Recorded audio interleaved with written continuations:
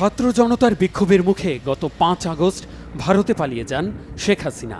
এরপর সামাজিক মাধ্যমে ভিডিও পোস্ট করে আর বিভিন্ন গণমাধ্যমে সাক্ষাৎকার দিয়ে তার ছেলে সজীব ওয়াজেদ জয় বলেছিলেন তার মা আর বাংলাদেশে যাবেন না, রাজনীতি করবেন না, এমনকি শেখ মুজিবের ২ কন্যার সন্তানদেরও আওয়ামী লীগের হাল ধরার সম্ভাবনা নেই।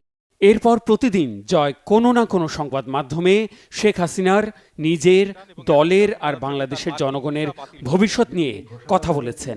ধীরে ধীরে পাল্টেছে তার বক্তব্য, নমনীয় হয়েছে দেশবাসীর প্রতি বিরূপ মনোভাবের, সরেছেন রাজনীতি নিয়ে কট্টর অবস্থান থেকে।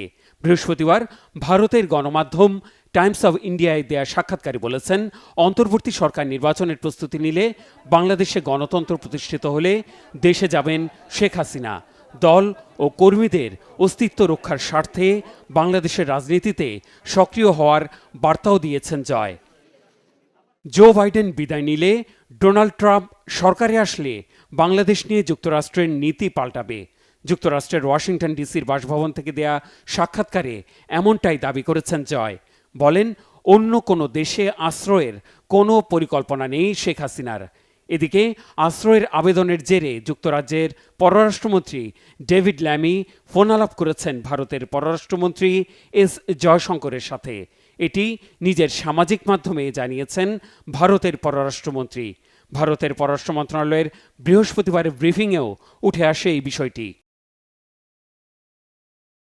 শেখ হাসিনার পরিকল্পনা কি সে বিষয়ে আমাদের কাছে কোনো খবর নেই।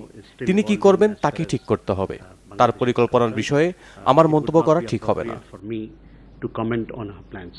ওই সংবাদ সম্মেলনে জানানো হয়, শেখ হাসিনা এবং বাংলাদেশের উন্নয়নের বিষয়ে আলোচনা হয়েছে।